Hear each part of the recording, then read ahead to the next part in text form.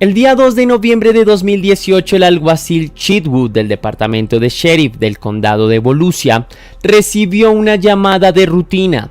Un joven se comunicó con el departamento para denunciar que había sido víctima de un robo. El joven contó que acababa de volver a casa y que había encontrado todo absolutamente desorganizado y había innumerables objetos de valor que habían sido robados. Cuando el alguacil le preguntó al joven dónde se encontraban sus padres, el pequeño, identificado como Gregory Logan Ramos, informó al oficial que en ese momento se encontraba en el trabajo y que no había podido comunicarse con ella, razón por la cual decidió llamar al departamento de la policía él mismo. Un rato después, el alguacil Mike Chitwood llegó a la escena del crimen. El chico permanecía en la casa y una vez llegaron los oficiales les mostró cómo la casa había quedado patas arriba después del robo. Chitwood y otros oficiales empezaron a realizar las investigaciones necesarias para tratar de encontrar pistas sobre el culpable. Los oficiales se percataron de que evidentemente habían varios objetos de valor que habían sido robados. Entre ellos se encontraban una PlayStation 4, varias joyas, televisores y un rifle.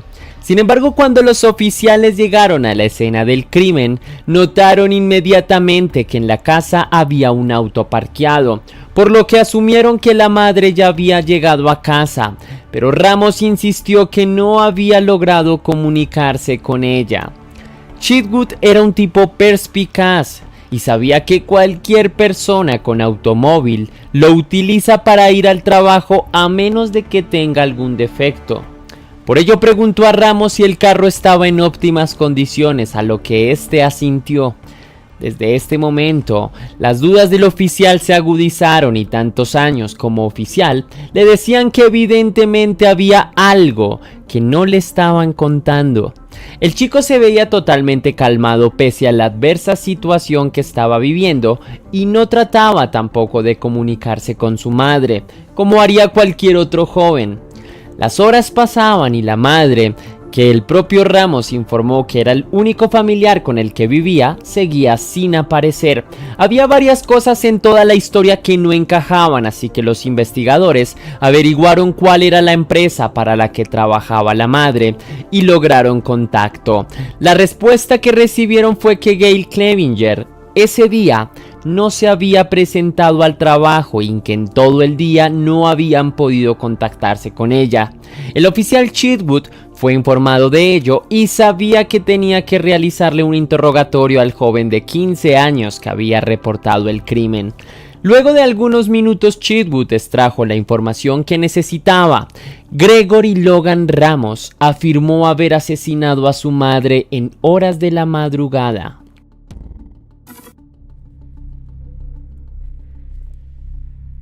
Gregory vivía junto a su madre y su padrastro. Su madre, Gail Clevinger, había estado casada con el padre de Gregory, pero el hombre que en sus inicios la había conquistado con grandes detalles e innumerables muestras de afecto, después de un tiempo se convirtió en un monstruo que la agredía constantemente. Por esa razón se separaron y ella quedó con la custodia de su hijo, con quien, aunque parezca increíble, eran bastante unidos. Gregory creció en un hogar lleno de afecto después de que su padre se fue. Su madre era una mujer sumamente cariñosa que vivía muy pendiente de él y le brindaba todas las facilidades económicas. Le cumplía sus caprichos y compartían mucho tiempo juntos. Gail trabajaba para varias empresas de arquitectura en el centro de Florida. Se había graduado en 1995 de arquitectura en la Universidad de Miami y años más tarde realizó un posgrado en estudios internacionales. Era una mujer sumamente inteligente y en ese sentido quería que su hijo se esforzara en su vida académica y en unos años se graduara de cualquier carrera hacia la que él sintiera atracción. Luego de varios años estando soltera, Gail conoció a Daniel, con quien se casó y posteriormente vivieron juntos con Gregory. Para el muchacho no fue un cambio demasiado abrupto. Daniel era un hombre gentil que tenía un excelente trabajo y que había empezado a ocupar por su propia iniciativa el rol de padre. Pero Gail, aunque se casó, nunca dejó de pasar tiempo con su hijo y juntos practicaban artes marciales, donde, como se puede observar en un video de YouTube subido por la hermana de Gail, los dos eran cinturón negro en la disciplina. Realmente la familia de Gregory funcionaba muy bien, tal vez demasiado bien. El exceso de cuidados en muchas ocasiones y el exceso de atención hizo del joven un individuo egoísta que creía que podía hacer cuanto le diera la gana sin tener que asumir nunca las consecuencias de sus propios actos, a tal punto que llegaría a asesinar a su madre por uno de los motivos más increíbles que uno pueda imaginarse.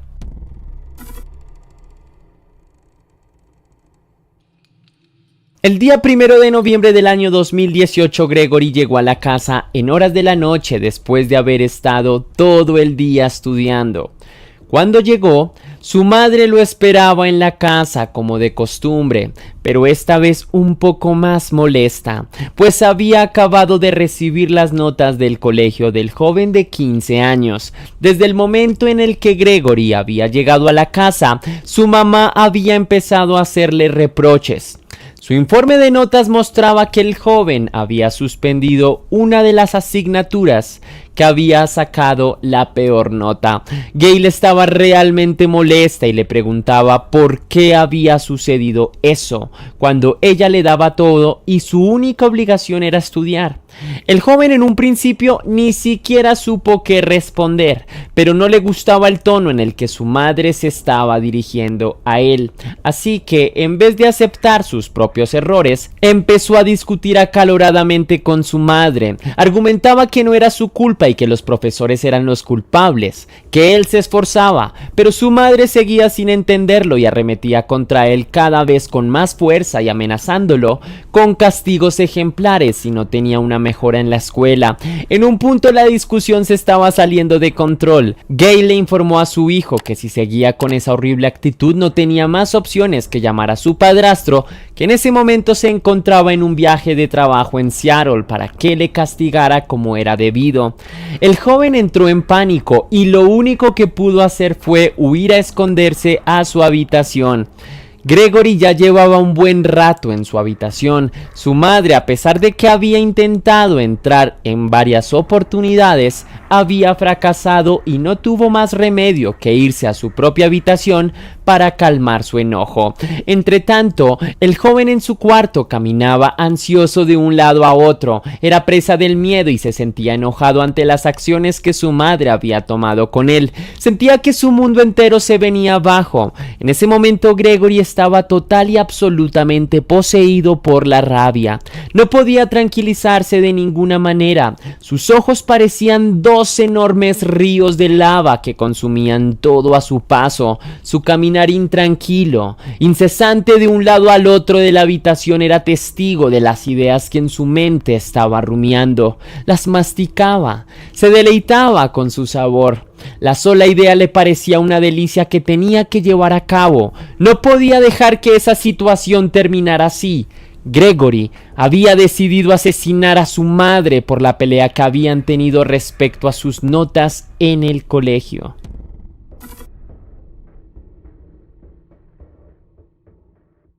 Luego de pasar 2 horas en su cuarto cerca de las 12:30 de la mañana del 2 de noviembre de 2018, Gregory salió con cautela. Se percató de que su madre no se encontrara en las inmediaciones o estuviera esperándolo en el piso de abajo.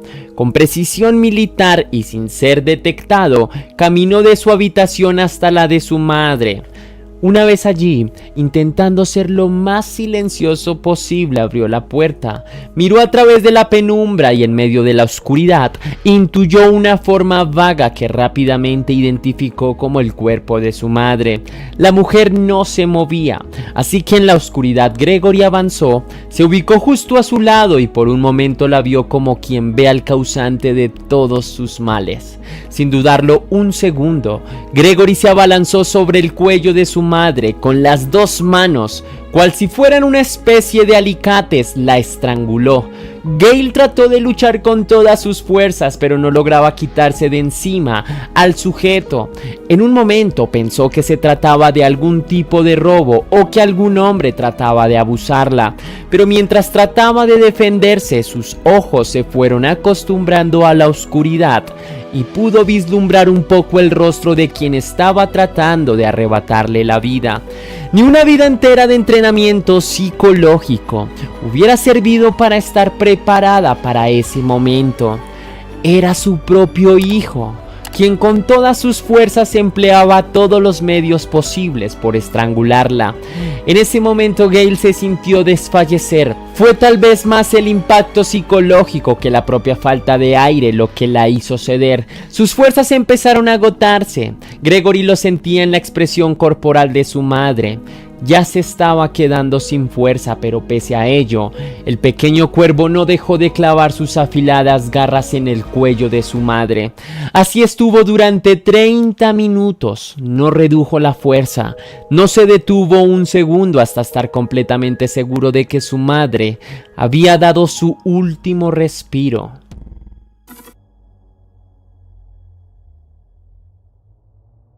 Cuando el joven se aseguró que su madre estaba finalmente muerta, se levantó, triunfante, enérgico, pero sumamente asustado. Acababa de asesinar a su propia madre, tenía que hacer algo con el cuerpo. Así que no le fue suficiente haberla asesinado, sino que tenía que ocultarla a los ojos del mundo. El pequeño asesino rápidamente y con una frialdad increíble, calculó cada movimiento. Llamó a sus dos mejores amigos y a pesar de que era ya bien entrada la noche, los hizo llegar hasta su casa. Les contó lo sucedido y les pidió ayuda para movilizar el cuerpo. Entre los tres tomaron a la mujer, la subieron a un auto, echaron palas y emprendieron el camino. No a demasiada distancia, encontraron una iglesia, se escabulleron como pudieron con el cuerpo de la difunta Gale a cuestas y una vez encontraron el mejor sitio posible, se ubicaron y empezaron a cavar un agujero. Luego de varias horas de largo esfuerzo, el hoyo fue lo suficientemente profundo y arrojaron a Gale sin pena ni gloria. Luego la cubrieron con tierra y cuando se sintieron satisfechos con el trabajo que habían acabado de realizar, volvieron a casa. Una vez en el hogar de Gregory, la siguiente tarea fue casi divertida. Consistía en acabar con todo lo que encontraran y sacar los objetos de valor que encontraran para así hacer parecer que todo había sido un robo. Luego los tres jóvenes salieron de la casa y se dirigieron a un espacio en donde consideraron oportuno tirar todas las cosas. Una vez hecho, volvieron cada uno a su casa. En la mañana, Gregory se levantó tranquilamente como si nada hubiera sucedido. Se duchó y se fue para la escuela. Regresó horas antes de lo habitual y llamó a la policía a contar una historia que, según él, sería digna de un Oscar.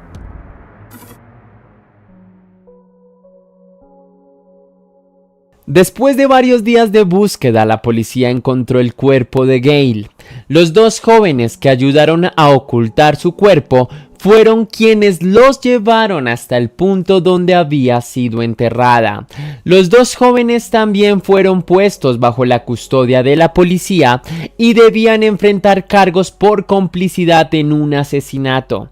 Por su parte, Gregory, de tan solo 15 años de edad, fue acusado de asesinato premeditado y manipulación de un cuerpo.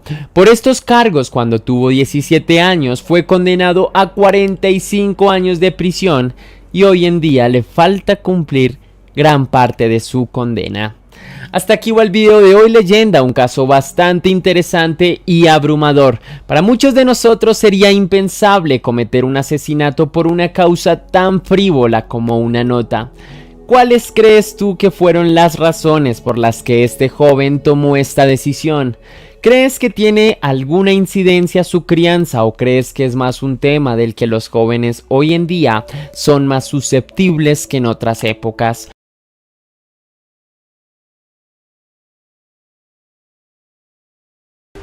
Gregory Green tenía una relación sentimental con su esposa, Tonya Green.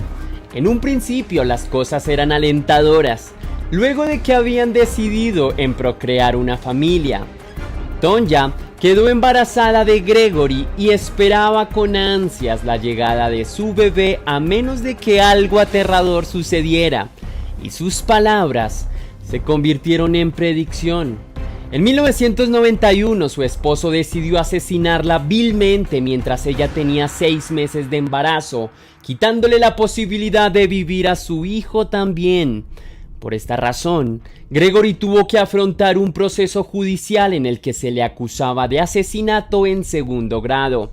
Pese a que el hombre se declaró inocente, el juez le imputó una condena de 15 a 25 años tras las rejas.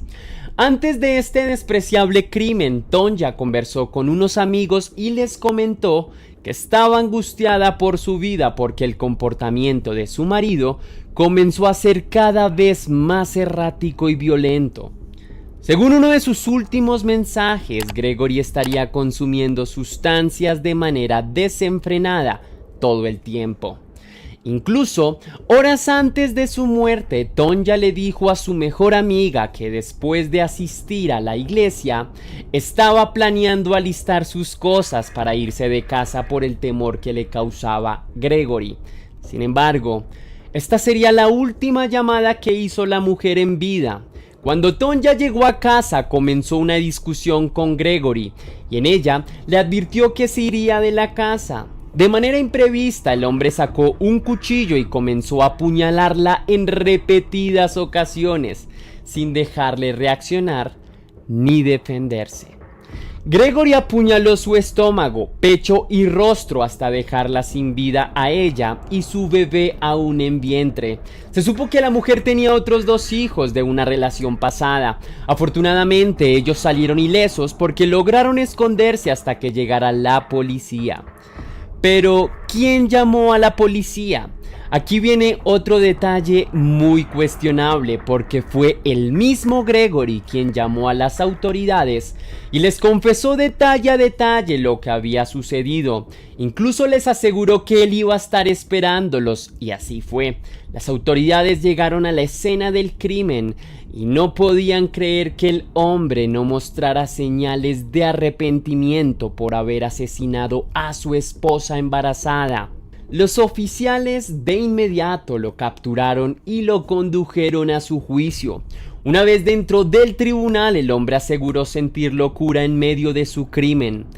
Sin embargo, su teoría fue desmentida luego de que un psiquiatra lo haya evaluado. El hombre era consciente de sus acciones y de sus consecuencias, razón por la que fue conducido a prisión. Una vez tras las rejas, Gregory intentó someterse a una libertad condicional, pero le fue negada en 4 oportunidades. De forma cínica, el hombre cambió de discurso sobre el crimen y culpó a Tonya de merecer ese trágico destino. Según él, ella no lo amaba. Al mismo tiempo, Gregory contaba con bastante apoyo afuera de la cárcel. Muchos de sus allegados tenían un buen concepto de él, incluso después de conocerse su crimen. Y es aquí que llegamos al comienzo de este video. Su madre para este punto le escribió al juez suplicándole por una segunda oportunidad, argumentando que su hijo no es un peligro para la sociedad. La hermana del asesino también se pronunció. Para ella, Gregory podía cambiar y remendar sus errores de otra manera. Solo tenía que encontrar el camino de la fe y el camino del perdón. Incluso un trabajador del Departamento Correccional de Michigan también corroboró que Gregory era una buena persona y que merecía una segunda oportunidad dentro de la sociedad. Cabe mencionar que todos los pronunciamientos se dieron luego de que Gregory cumpliera 1 año de sentencia en la cárcel. Después, se unió un pastor de nombre Fred Harris, quien se enteró que le negaron la libertad condicional a Gregory. Para Harris, el asesino merecía una segunda oportunidad, asegurando que fue su amigo antes del crimen y sabía muy bien que él tenía toda la capacidad de ser un buen hombre dentro de la sociedad. Incluso, en nombre de la iglesia que él mismo dirigía, aseguró que si Gregory podía obtener su libertad condicional, él mismo haría todo lo necesario para hacerle encontrar el camino del perdón y del cambio. Luego de un intenso trabajo por todos sus allegados, lograron lo impensable. Gregory obtuvo una segunda oportunidad de vivir fuera de la cárcel en el año 2008, con una condena de libertad condicional. Aparentemente Gregory tuvo una buena conducta durante los 16 años que estuvo dentro de la cárcel, y ese factor estuvo presente para otorgarle su libertad condicional. El estado de Michigan estaba a la expectativa sobre su reinserción. El hombre se mudó a la casa de su mamá, consiguió un empleo y asistía a la iglesia con frecuencia, la misma que visitó su esposa el día en el que la mató. Básicamente mantuvo su comportamiento con precaución durante 2 años. La Junta de Libertad Condicional lo dejó completamente en libertad por su buena conducta. Gregory, por su lado, siguió asistiendo a la iglesia y allí se acercó a la hija del pastor de nombre Fred Harris. Ella, para ese momento, tenía 2 hijos. Un niño de nombre Chadney y una hija de nombre Cara. La mujer sabía muy bien quién era Gregory, conocía sobre su pasado, sobre su asesinato y aún así, con su pasado criminal, decidió darse una oportunidad sentimental con él hasta el punto de contraer un matrimonio. Unos años después, la pareja decidió tener 2 hijas producto del matrimonio: Calic Green, de 4 años, y Coy Green, de 5 años. Sin embargo, el comportamiento errático de Gregory estaba por asomarse nuevamente. De un día para otro, Gregory se mostró posesivo y violento con su mujer. Faith, preocupada por esa actitud, decidió poner una restricción en contra de Gregory en 2013. Sin embargo, su denuncia fue rechazada por falta de evidencias. Unos meses después, Faith solicitó el divorcio, pero Gregory volvió a cambiar su comportamiento y le rogó por una segunda oportunidad, argumentando que la amaba y que en realidad no quería perderla. La mujer cayó en sus mentiras porque más adelante volvería a ser el mismo loco, agresivo y despreciable.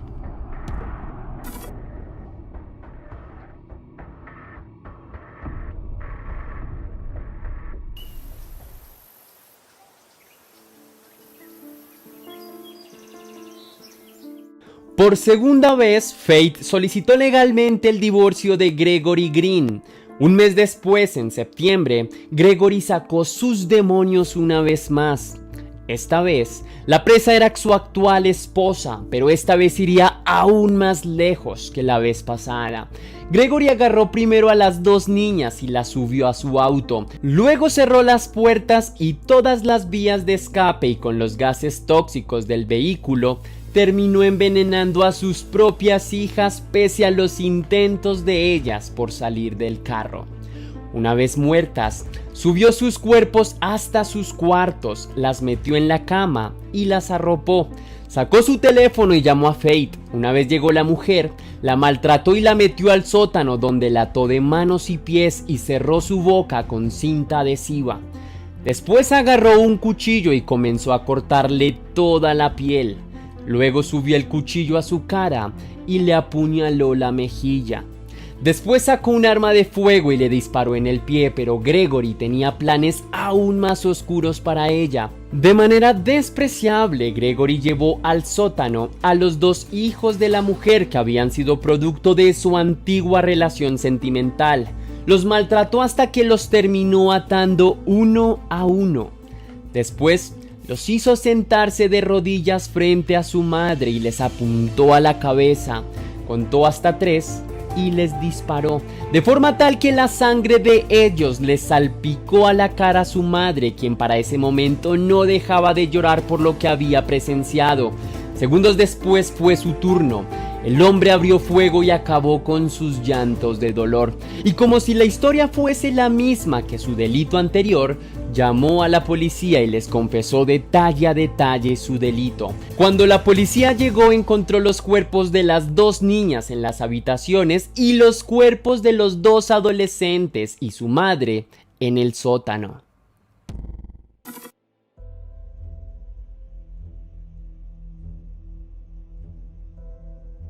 Cuando la policía revisó los cuerpos del sótano, encontró que Faith aún respiraba, por lo que la llevaron a un hospital de inmediato, mientras Gregory fue arrestado. Tras un intento salvaje de luchar por su vida, Faith logró sobrevivir ante el despreciable ataque de su ex marido. En el juicio de Gregory, Faith con mucha valentía se paró enfrente del hombre para testificar en su caso. En su intervención dijo: "Eres un estafador, un monstruo, eres el demonio disfrazado. Ahora estás expuesto y te quemarás en el infierno por asesinar a 4 niños inocentes". El pastor Fred Harris, quien le defendió en su primer crimen, también asistió al juicio de Gregory. Nunca dijo nada. Se quedó atónito sin saber procesar su error de haber confiado en un hombre que acabó con todos sus nietos. En esta ocasión, el asesino se declaró culpable de los cargos de los que se le acusaba. Durante su juicio, los directamente perjudicados aseguraron que ni siquiera la muerte sería justicia para los horribles crímenes que cometió este hombre.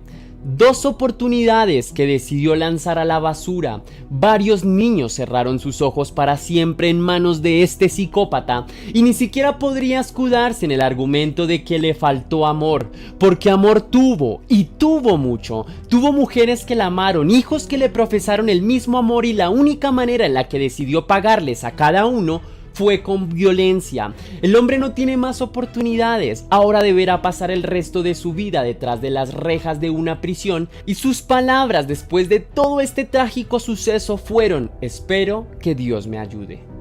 Me gustaría cerrar con un consejo que considero necesario y quisiera incluir a ambos géneros, tanto a hombres como a mujeres, pero sin lugar a dudas, las mujeres suelen sufrir más de este flagelo de maltrato y violencia. Por favor, ustedes ni nadie debe tolerar el maltrato. No podemos aceptar que las personas nos pueden pegar y maltratar y aún así mantener el amor. Es falso. Si has sufrido maltrato, por favor, aléjate de ahí. Tú no mereces eso, tú mereces mucho más que lo que puede ofrecerte un patán. Busca tu felicidad, busca el respeto, el cariño y la tranquilidad. No mereces menos. No tengas miedo en denunciar y abandonar a la persona que no te hace bien. La vida es una sola para perder nuestro tiempo con personas que no quieren ni buscan el cambio. Que nadie te ponga un dedo encima, porque tú lo único que mereces es felicidad y bienestar. Recuérdalo muy bien, leyenda.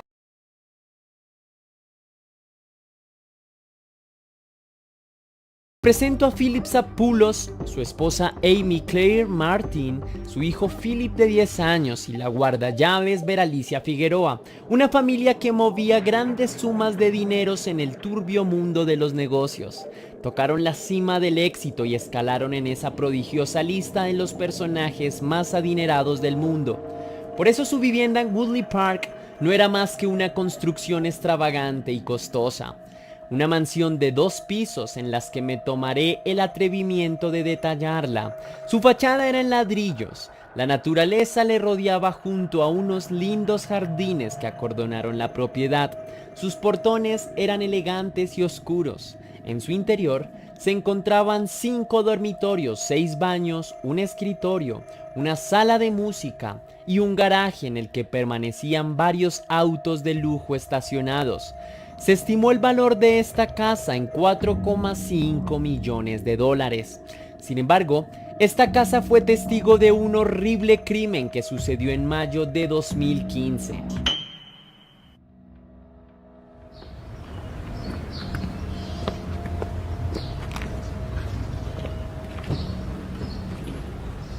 Era la mañana del 13 de mayo del 2015. Philip, hijo, faltó a la escuela. Se recuperaba de unas pequeñas lesiones que sufrió cuando estaba en una atracción de karts en Arizona hace unos días atrás. Sus dos hermanas mayores estaban en sus respectivos internados en New Jersey y eso cambiaría por completo la historia. Philip, padre, estaba en su trabajo. Se desempeñó como CEO de dos empresas exitosas. Mientras él cumplía sus obligaciones, la empleada de la casa Veralicia Figueroa se encargaba de cuidar a su hijo. En este punto, debo presentarte a Daron Wint, de 34 años, quien había estudiado a la familia al punto de conocer muchos de sus movimientos bancarios, algo que terminó alimentando su deseo de ambición que lo condujo a planear un secuestro contra la familia. Este hombre fue premeditado con su plan. Lo primero que hizo fue cortar el servicio telefónico y la conexión de las cámaras privadas de la casa. Incluso sabía cómo desactivar la alarma de la casa, por lo que burlar la seguridad no fue un problema para él. El hombre ingresó a la casa y redujo a la empleada y al hijo. Ambos fueron atados de manos y pies y sus bocas fueron cerradas con cinta adhesiva. Unas horas después llegó Amy, la madre de Philip. No pudo siquiera reaccionar cuando ya había sido atada y amordazada por Daron Wint.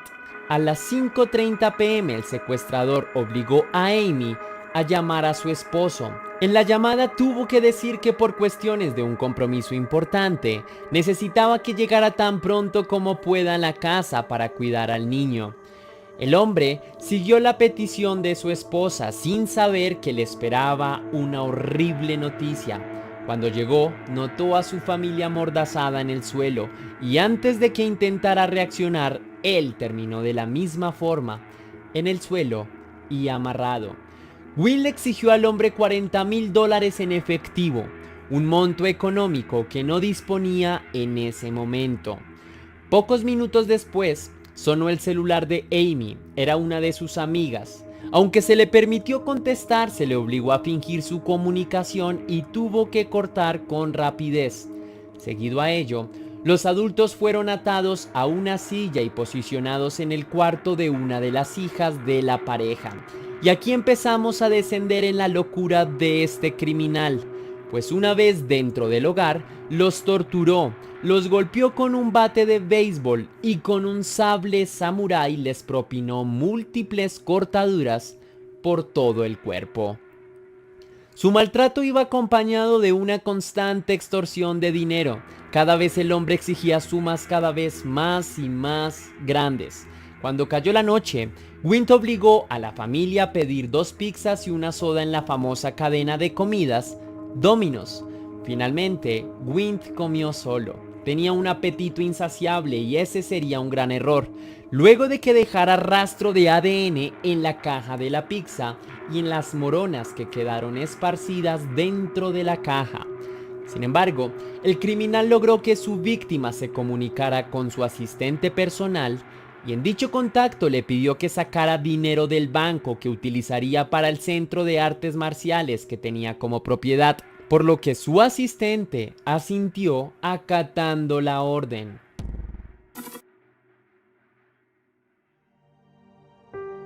En este punto leyenda quiero presentarte a Bernardo Alfaro. Él es esposo de la empleada doméstica de la familia Zapulos. Cuando él llegó a casa, notó que su mujer no estaba, lo que era raro porque siempre solía llegar a casa, a pesar de que la llamó no recibió ninguna respuesta. El hombre angustiado se tomó la molestia de llamar a sus jefes, a lo que tampoco recibió respuesta. Eran las 9:30 am, por lo que decidió ir junto a su hija Claudia a la casa de la familia, y de nuevo no tuvo respuesta. Tocó la puerta una segunda vez y nadie abrió. Algo no andaba bien bajo su lógica, por lo que intentó ingresar por la puerta trasera. Antes de llegar recibió una llamada del patrón de su esposa. De inmediato contestó y fue notificado de que su esposa tuvo que acompañar a la señora de la casa al hospital y no había tenido tiempo de comunicarse, que pronto le dará más detalles, pero que no se preocupara. Sin embargo, esa sería la última llamada de Philip. Mientras tanto, su captor le puso a contactarse con su personal de confianza para el retiro del dinero e incluso le brindó toda la información de seguridad a su secuestrador para que pudiese eliminar todo tipo de evidencia de su crimen. Los $40,000 que exigía el hombre ya estaban en gestión.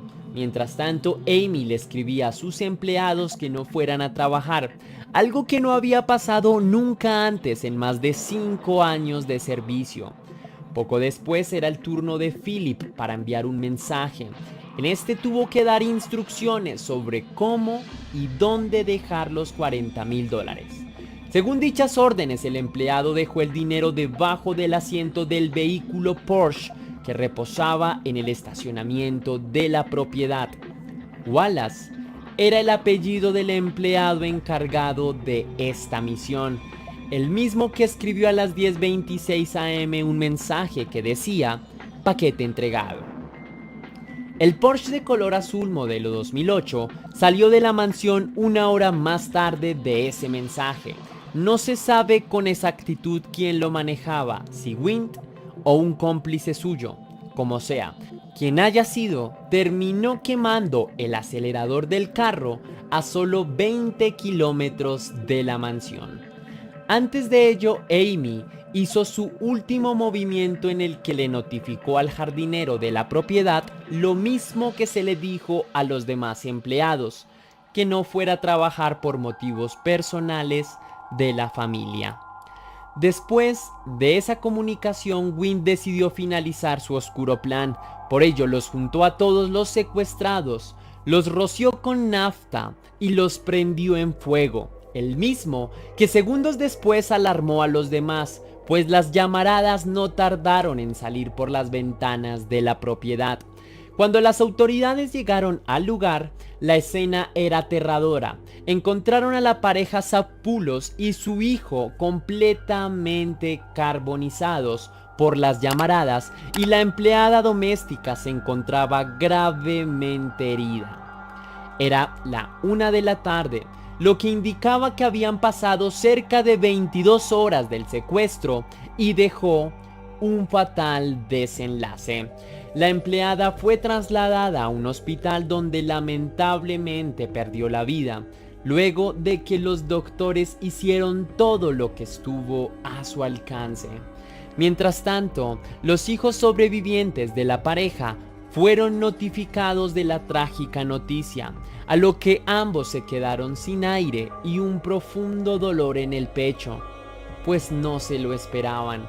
Un crimen así solo estaría en la cabeza de un psicópata criminal como Daron Wind, un inmigrante de los Estados Unidos que ya tenía un antecedente penal bastante diciente.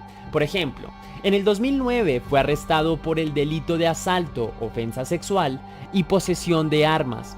Incluso, para ser irónica la historia, este hombre trabajó durante un tiempo en una de las empresas de la familia que mató, y en una ocasión fue detenido por la policía en una zona muy cercana a la propiedad porque llevaba consigo un arma de fuego.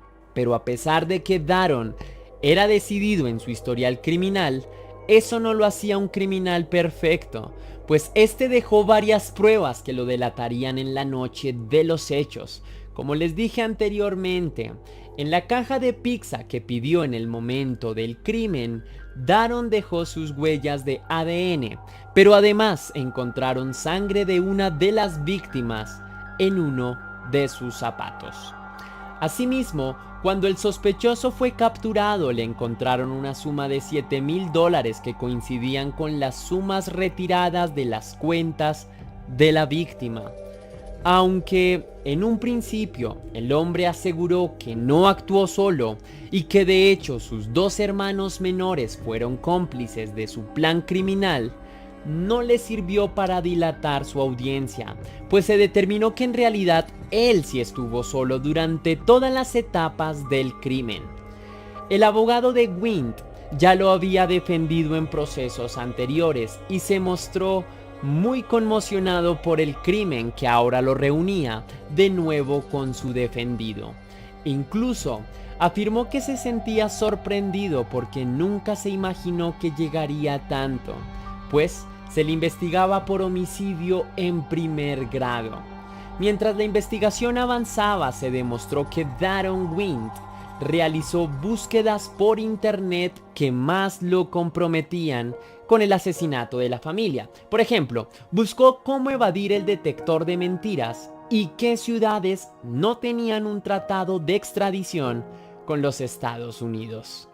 Finalmente, las autoridades demostraron que el incendio comenzó en el cuarto del padre, quien se encontraba amordazado a una silla junto a su esposa.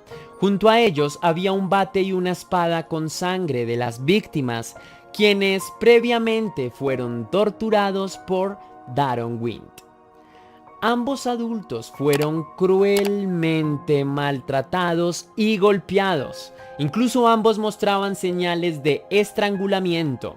Pero finalmente, la verdadera causa de su muerte se dio por las llamas que acabaron con sus vidas.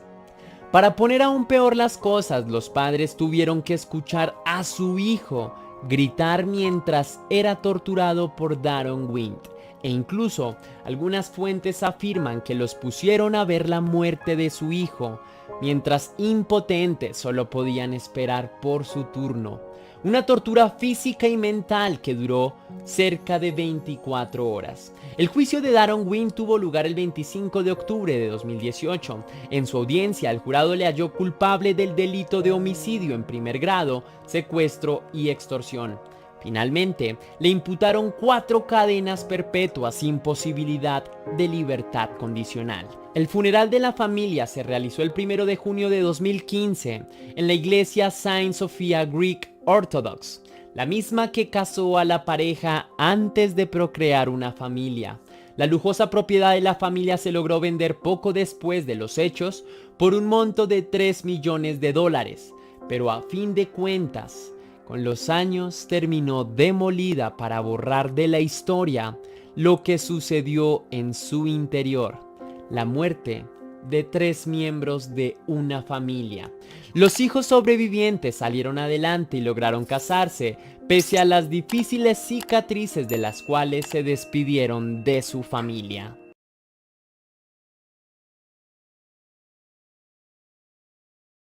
Es probable que a algunas personas de esta audiencia les podría gustar la idea de ser una estrella en TikTok, pero la pregunta clave aquí es, ¿hasta dónde estarías dispuesto a llegar por visualizaciones y reconocimiento?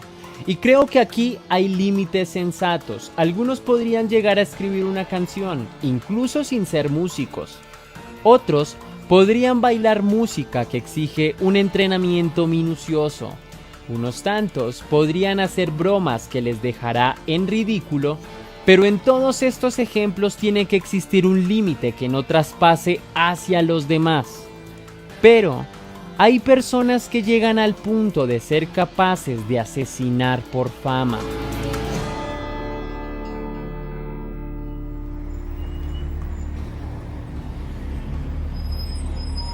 Sé que puedes ser incrédulo en este momento de semejante afirmación. De hecho, yo también quise serlo, pero haré uso de un dicho popular que reza: la realidad supera a la ficción. Déjame presentarte a Zachary Latham. Él fue creador de contenido para TikTok. Es un chico muy joven con apenas 18 años de edad que buscaba atención en redes sociales. Estaba muy dispuesto a hacer lo que fuera necesario para conseguir un rato de fama. Lo que nadie esperaba es que este muchacho no tenía ningún límite, luego de ser acusado de asesinato por tener más seguidores. Zack no le temía a las autoridades y mucho menos a la ley, por eso no temía las consecuencias de sus actos. En sus videos le dejó saber a su audiencia que desde hace años había tenido una mala relación con sus vecinos. Solían discutir en cuánta oportunidad se presentaba. El joven además solía conducir de manera peligrosa y poco responsable muy cerca de la casa de sus vecinos. Aparentemente fantaseaba con tener un accidente y terminar estrellando su vehículo con la casa de sus vecinos. Las cosas comenzaron a llegar a un punto irreversible en el año 2021. En una oportunidad, Zack estaba acompañado de su novia y comenzó a grabar justo en el momento en el que comenzó a discutir con sus vecinos. Con cámara encendida, registró ese incómodo momento y después lo subió a TikTok. Ese metraje recibió mucho apoyo y decidió seguir con esa línea de contenido. Unas semanas después, volvió a salir en su auto y comenzó a manejar de forma veloz e irresponsable, lo que condujo a tener una discusión con su vecina, la señora Durham. Y este video logró lo que el joven estaba buscando. Se logró viralizar en esta red social. Aproximadamente alcanzó 3 millones de visitas. Lo más perturbador de todo es que en su audiencia le apoyaban y le incitaban a ir por más. Le pedían todo el tiempo que llevara más lejos sus discusiones con sus vecinos. Pero quiero que hoy profundicemos más en la verdad de este oscuro y macabro incidente que terminó de forma fatal. La primera pregunta que se me ocurre es: ¿realmente quería llegar tan lejos por sus seguidores? ¿Realmente le importaba tener tanto las visualizaciones para arruinar su vida? ¿O era una excusa para llevar a cabo sus planes y lidiar mejor con el remordimiento?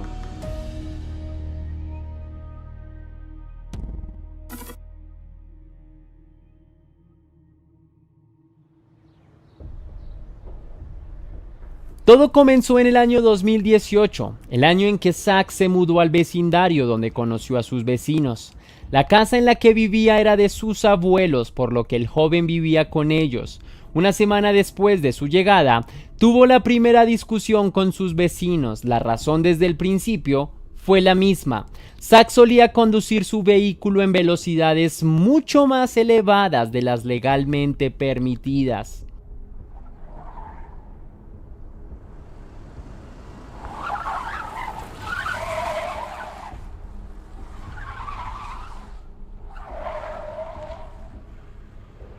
En esa primera ocasión, Zack se mostró apenado y se disculpó con la familia, por lo que parecía que ese sería el fin de esa conducta.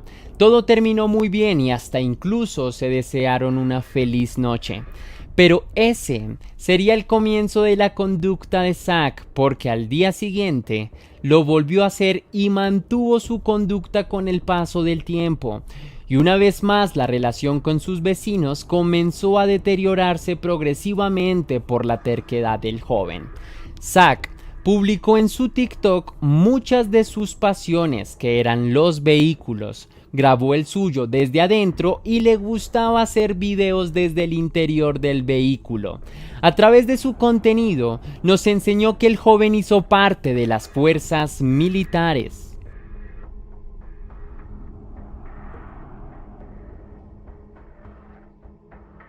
En una de sus publicaciones nos reveló algunos mensajes muy inquietantes teniendo en cuenta todo el contexto anteriormente descrito. En el video dice: los vecinos te odian, interrumpe a todos, que son las luces intermitentes, la ira en carretera, exhausto ruidoso.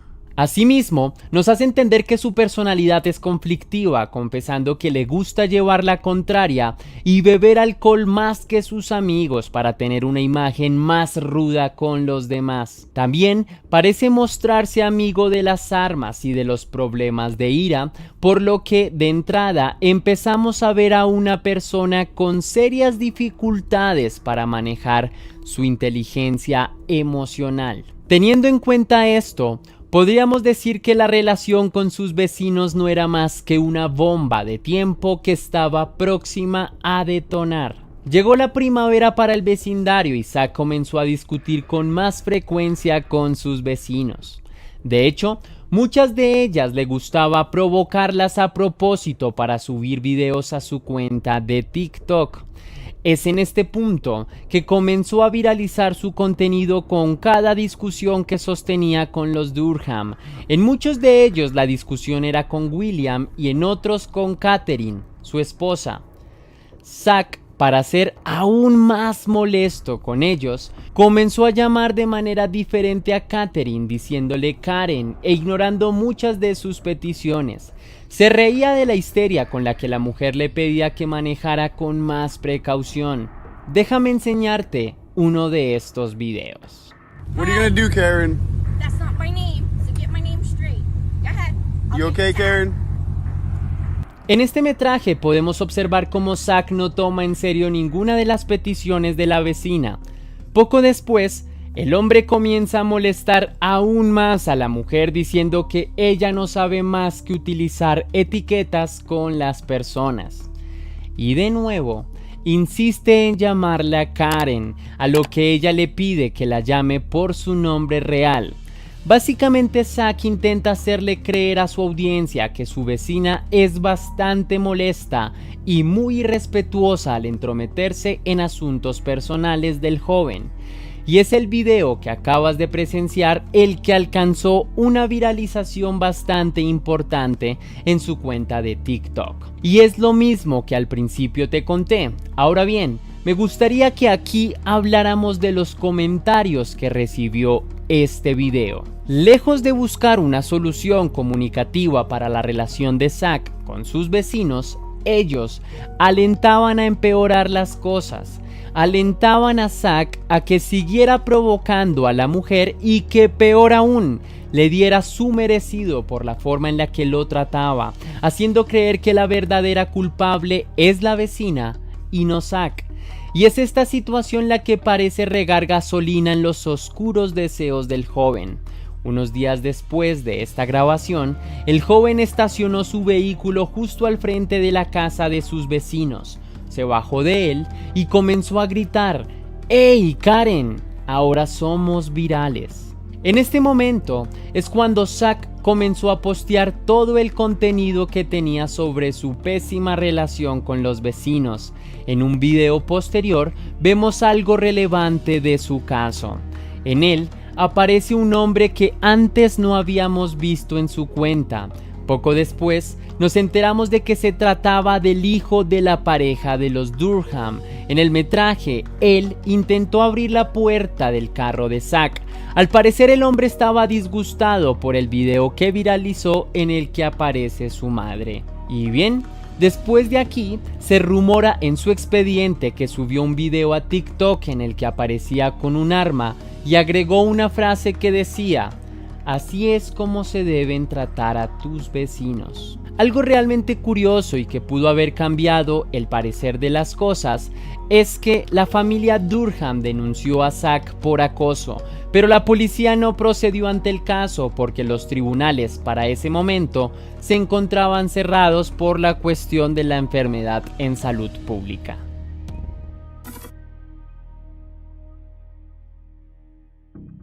La relación de Zack y sus vecinos para este punto ya estaba muy fracturada. En ese día, el joven salió enfurecido de su casa porque tuvo una mala noticia. Agarró su vehículo y condujo por la carretera, cuando de repente encontró al hijo de la familia Durham montando bicicleta. Zack no lo dudó por un segundo y decidió embestir su vehículo contra la bicicleta con serias intenciones de lastimar al joven gravemente. En este punto la familia Durham colmó su paciencia. William Durham, el padre de familia, atravesó su camioneta justo en la casa de Zack para impedirle el ingreso. En ese momento, Catherine se bajó de la camioneta y comenzó a llamar a Zack para que le diera explicaciones y respondiera por el despreciable accidente que le ocasionó a su hijo. Nuevamente, aquí se cree que hubo un video que fue eliminado, en el que Zack aparentemente golpeó con el codo a la señora Durham quitándole el celular. Al día siguiente, la familia Durham regresó a la casa de Zack para confrontarlo por sus previas acciones en contra de ellos. Por supuesto, el TikToker salió de casa, pero les amenazó diciéndoles que se fueran porque él no respondería por sus actos. La familia Durham estaba completa y decidió acercarse aún más. Cuando Zack ingresó a su casa y sacó un arma paralizante y un cuchillo, así que lo primero que hizo fue disparar. Justo en ese momento el hijo de los Durham se abalanzó para detenerlo, y ahí Zack decidió apuñalarlo y se alejó hacia su garaje. Nuevamente disparó hacia la familia Durham en un par de ocasiones y nuevamente se acercó al hijo para apuñalarlo otra vez en su pulmón. Poco después hizo el gesto más cínico de todo el caso. Llamó al 911 alegando que lo habían intentado hurtar cerca a su casa. Blood all over the place. I just got assaulted and jumped, but I got beat up really bad and I had blood all over me. Said they had guns and they were going to kill us, and they came in my garage and attacked all of us. There was 4 people. Okay, hold on 1 second for the police, okay? El padre de la familia Durham murió en ese escape de furia de Zack. Sin embargo, el TikToker fue arrestado. En su audiencia, a través de su abogado manifestó que su ataque fue en legítima defensa, luego de que la familia haya intervenido en su casa. Mientras tanto, se adelantó una investigación para determinar con mejores pruebas la causa de los hechos. Para ello, se investigó la cuenta de TikTok del joven y le fue prohibida.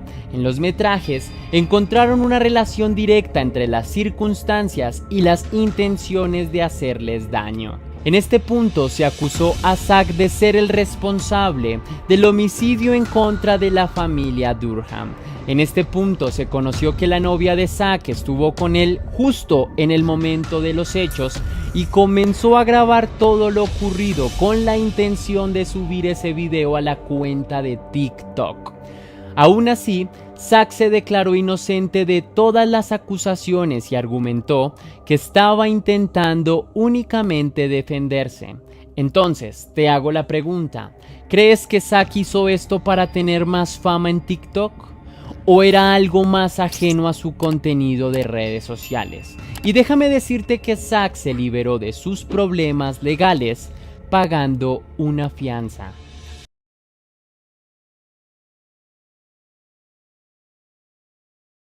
Presento a Mildred Mateni, de 79 años de edad. Era una mujer muy trabajadora y apasionada con el ayudar a los demás. De hecho, para que no te queden dudas de esto, Mildred trabajó toda su vida como enfermera, cuidando a las personas que necesitaban de ella. La mujer en cuestión logró jubilarse como enfermera, pero desafortunadamente con los años comenzó a padecer de demencia, lo que terminó afectando su rutina diaria. Por ejemplo, la mujer tenía serios problemas con elegir la ropa, por lo que necesitaba ayuda para hacer esta sencilla tarea. Por fortuna, vivía con su hermana, quien siempre estuvo ahí para ayudarle en lo que ella necesitara. Sin embargo, el 27 de abril de 1985, las cosas cambiarían drásticamente.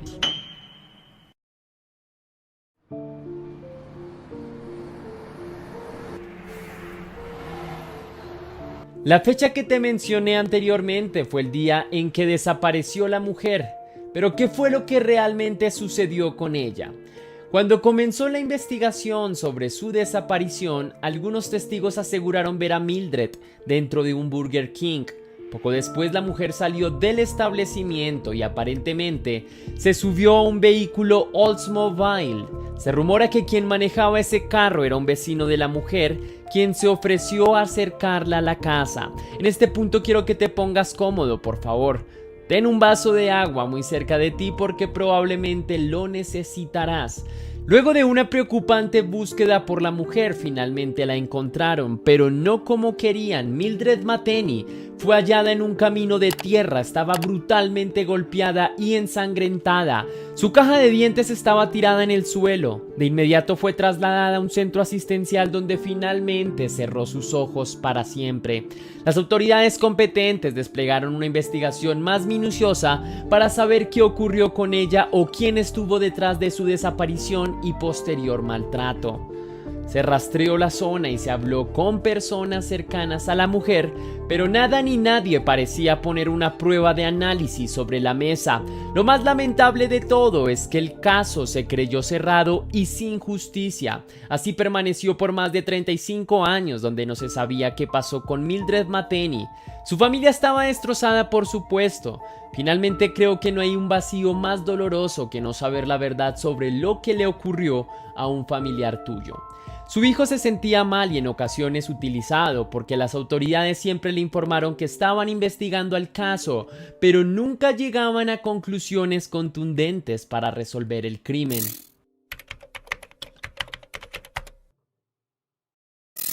Las autoridades lograron dar con una pista que abriría el caso por completo, después de que encontraran rastro de ADN en el kit de asalto íntimo a la víctima. Y sí, es bastante repudiable que una mujer de la tercera edad haya sido sometida a una agresión íntima. La policía cree que el ADN pertenece a un hombre de 61 años y que podría residir en Boynton Beach, Florida. La persona de la que te hablo es Richard Curtis Lang. Actualmente se encuentra acusado de secuestro, acceso íntimo y por acabar con la vida de sus víctimas. Algo muy curioso es que Richard, para el momento de los hechos en los que atacó a Mildred Mateni, tenía apenas 25 años. El hijo de la víctima fue el primero en pronunciarse ante este hallazgo y permíteme citar sus palabras. 35 años ahí afuera y sin saber sobre su paradero. El hombre se sintió frustrado porque hasta que cumplió 88 años de edad y se jubiló, pudo saber una actualización sobre el crimen de su madre. Aún así les agradeció a los detectives que decidieron seguir investigando el caso. Richard Curtis fue detenido por las autoridades y lo condujeron a un interrogatorio en aras de conocer la verdad sobre el crimen de Mildred Mateni. En un principio se mostró cooperativo, pero una vez dentro de la sala, negó conocer a la señora en cuestión y rechazó tener algún vínculo que lo comprometiera en el caso. De hecho, Curtis negó vehementemente incluso que las pruebas confiscadas tuviesen algún grado de relación con él. No obstante, uno de los abogados del caso se refirió a sus declaraciones de la siguiente manera: esperamos desafiar agresivamente las pruebas forenses atribuidas al señor Richard Curtis Lang. Sin embargo, con el tiempo se descubrió que el presunto sospechoso ya tenía antecedentes penales por agresión, por lo que este ya presentaba actitudes criminales antes del caso de Mildred Mateni. Lo que Lang ignoró fue que las autoridades tuvieran pruebas adelantadas en su contra. Por ejemplo, el más reciente avance surgió de un perfil de ADN masculino, recuperados de los hisopos de la parte íntima de la víctima. Así las cosas, las autoridades ordenaron una prueba de ADN del hombre investigado. Luego de hacerla encontraron una alta coincidencia con las evidencias encontradas en la víctima Mildred Mateni. Finalmente, el hombre terminó siendo identificado como el agresor de la mujer. Sin embargo, Curtis ya tenía una amplia experiencia penal en su base de datos. Varias de sus detenciones pasadas estuvieron relacionadas con asaltos a mano armada. Su zona de ataque siempre fue Florida, pero terminaron arrestándolo en Palm Beach. Su pasado criminal lo convirtió en el monstruo que acabó con la vida de Mildred Mateni y otras personas más. Curtis Lang era un hombre acabado, ya tenía la ley encima y, para su desgracia, con pruebas contundentes en su contra que lo condujeron nuevamente a prisión. Allí solo le queda esperar una fecha para su juicio y por las condiciones del caso, es probable que tenga que pasar el resto de sus días detrás de las rejas reflexionando por sus acciones. En este punto me gustaría dedicar una sección para contarte un poco sobre la víctima para conocer mejor quién era ella. Mildred Mateni nació en Arkansas, no muy lejos de donde vive ahora su hijo. Su madre tuvo 5 hijos y Mildred fue la menor de ellos. En ese sentido, fue una mujer muy entregada a su mamá, muy responsable y talentosa. Un episodio que marcó emocionalmente su infancia fue la desafortunada muerte de su padre. Al parecer el hombre, de forma inesperada, sufrió un ataque al corazón. Mildred siempre vivió con la cicatriz de ese aterrador episodio. A pesar de eso decidió salir adelante, siempre tuvo un instinto de protección por los demás que terminó vinculándose a estudios para convertirse en enfermera. Finalmente lo logró y empezó a desempeñarse en su área. Tuvo una carrera brillante y estable, ejerció como enfermera por más de 40 años, siempre trabajó con gusto y pasión. Su lugar de trabajo fue una clínica psiquiátrica de Little Rock. La mujer más adelante cuidó a su hermano mayor, quien empezó a sufrir episodios de Alzheimer. Mildred lo protegió como si fuera su propio hijo. Pocos años después fue ella directamente quien tuvo que enfrentar fuertes episodios relacionados con el estado de salud, pero aún así siempre luchaba por vivir y sobreponerse a las adversidades. Un momento que recuerda a su hijo con mucho dolor fue cuando su madre Mildred le hizo una camisa a mano para la escuela. El hombre recordó que la hizo con tanto cariño que no tenía nada que envidiarle a las tiendas más costosas de moda. Su hijo empezó una difícil lucha de poder superar este problema de la vida. Lamentablemente tuvo que ver a su madre morada luego de su triste episodio. Finalmente se mostró confuso porque no podía entender cómo una persona menor podría pensar en hacerle daño a una mujer de la tercera edad. Se espera una fecha para el juicio del responsable del crimen de Mildred Mateni y se especula mucho que lo más probable sobre su sentencia se defina en una cadena perpetua sin posibilidad de ser candidato a la libertad condicional. Y así cierra un episodio muy lento que tuvo una resolución más de 30 años después de que haya sucedido.